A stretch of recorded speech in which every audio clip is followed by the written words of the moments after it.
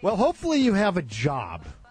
And if you have a job, and there's more than one person employed, meaning yourself, if you're not just self-employed, you deal with something called office politics. Well, I have the guy to talk to us about that right now. He's a career advisor. He's a keynote speaker. He's CEO of Frontline Learning.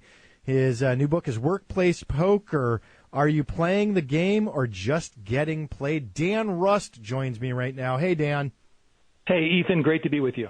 Yeah, thanks for coming on. Look, we all have to deal with the interpersonal relationships of work. And some of us like it more than others because some people enjoy participating on game shows reality shows like Survivor. And then there's the rest of us who don't love office politics. So in your book and in your years of advising people, where do we begin, especially if we don't like the office politics? How do we play the game when we don't even like it? Well, I think you bring up a really great point because almost universally when we hear that phrase, it's cringe-inducing. I mean, who wants to have to, quote, play the game at work? But the reality is that game is going on with or without you. And deciding that you're just going to kind of keep your nose down, you're just going to do your work, do a good job, and assume that as long as you do a good job, things will get taken care of for you.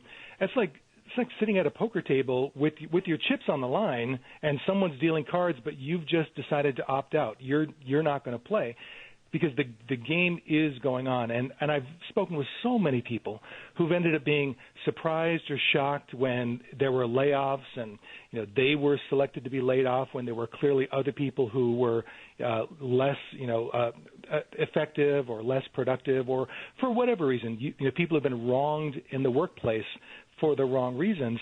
In many cases, it's just because they didn't understand all of the human dynamics that were at play, and they weren't willing to play it. At least, and I mean this in a positive way, in an ethical way, in a productive way. It doesn't have to mean that you're in some kind of distasteful way, working or schmoozing other people.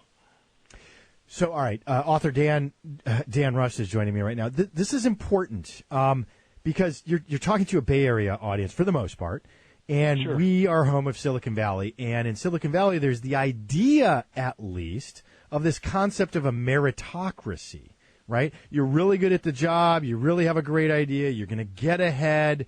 You don't have to deal with that, but you just touched on something that people want to keep their heads down. And when the layoffs come, which is going to happen at Yahoo here momentarily, you get laid off if you're not participating in establishing relationships. So we know with all the young people coming out here to the Bay Area and wanting to work in the tech sector, maybe they're just a fresh college graduate and never even really had a job.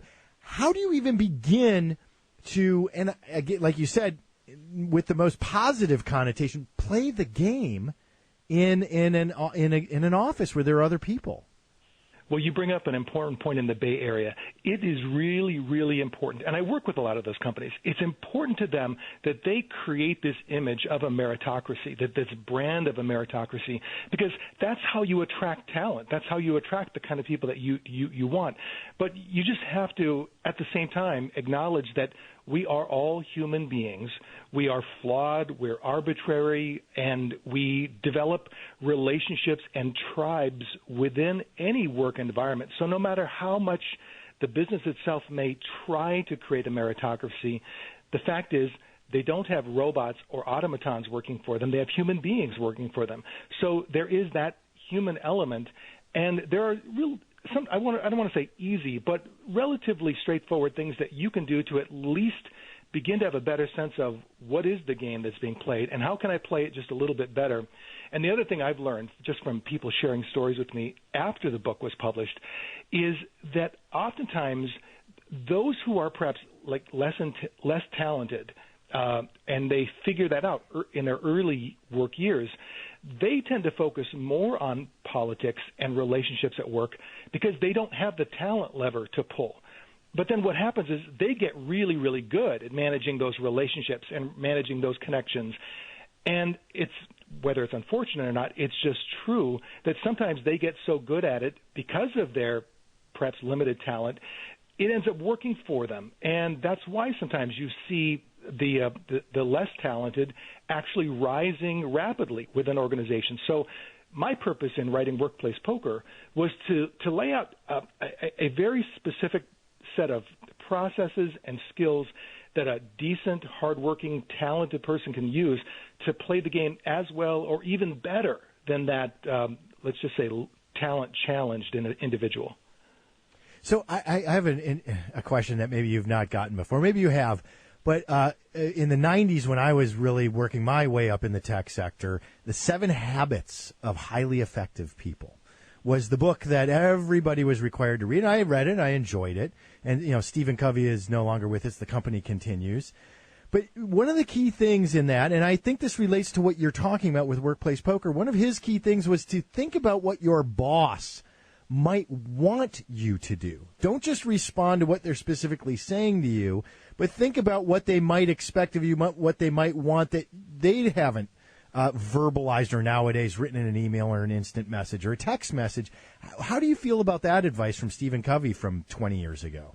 Oh, without a doubt. Thinking a couple of steps ahead, that's without a doubt a positive thing to do, although it's important that you at least observe enough and plan carefully enough that the extra things that you're working on are in fact relevant to the boss, because nothing's more frustrating than putting in extra time or energy and doing something extra and then either sharing it with your boss or he or she notices and their reaction is, really? That's what you're spending your time on? Sometimes it can work against you. So right. You've got to really tap into what is driving him or her. And whether it's a good boss or a bad one, and Silicon Valley has as many bad bosses as the rest of the world. And again, it's just back to human nature. You have to set aside your judgment of your bad boss or bosses because it's easy to feel wronged. It's easy to feel like, man, it should be different. It should be some other way. Wait, Dan, I actually want to cut in on that one. That is something that I think is crucial. I think if there's one key thing that anybody's going to take away from our conversation today, Dan, is this. What you just said, there are lots of bad bosses. It doesn't matter if you have a bad boss. You have to deal with the fact of somebody that you think is a bad boss. So, where is that starting point? I've got a bad boss. I hate my bad boss.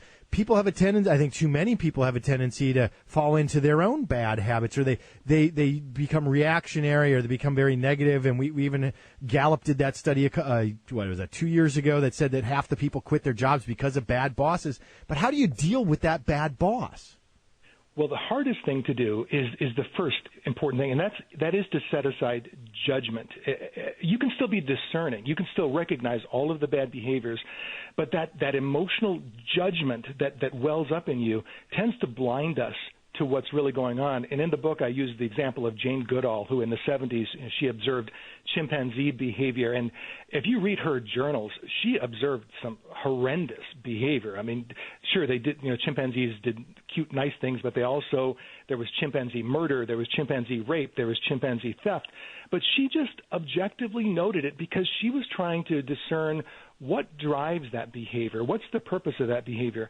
And so if you can think of yourself as a corporate Jane Goodall, as you're observing some of these flawed human beings in the workplace, that step alone tends to open your eyes, because if you look at most bad bosses, they tend to be driven either by insecurity or ignorance or their own lack of empathy, or sometimes it's transference. They're transferring negative experiences in other places, or it might be something completely different. But by setting aside that emotional judgment and then watching their interactions with other people over time, I mean, you don't have to do a snap judgment. You don't have to. This isn't like a TV show where you have to watch a celebrity's body language and give an instant analysis of what is really going on with them. You get to watch these people over time, and over time you can really tap into what is driving this bad boss behavior. And then I guess the third element is assume nothing's going to change. Many people end up having this hope that, man, if I just do this, or if this happens or that happens, I can adjust the boss's behavior or his or her reaction to me. You just have to assume nothing's going to change, and then decide to either go or stay for the right reasons. A lot of people will stay with a very bad boss for very good reasons, either because of the connections they're making or what they're learning or other reasons. And I can agree with that as long as you have a timeline. I talked to a lady last week who was actually consciously staying with a horrendous, I would say almost a borderline evil boss, but she was consciously staying in that environment because of what she was getting from it. But she also had a timeline. She said, I'm giving this the next 9 months, and at the end of 9 months, I'm working on my exit plan because I will have gotten from this what I needed. Without an exit plan, without a timeline, it's real easy for the crazy behavior to start to feel normal, and then 5 years later, you're still in the insane asylum, and you feel like this is a normal environment. And that's the problem once it becomes normal instead of it being abnormal. Dan Rust, his book is called Workplace Poker. Are you playing the game or just getting played? I tweeted out a link as well on Twitter. Dan, appreciate your time today. Thanks for coming on. Fantastic. Thank you so much, Ethan. Yeah, really appreciate that. I'm Ethan Bearman, KGO 810.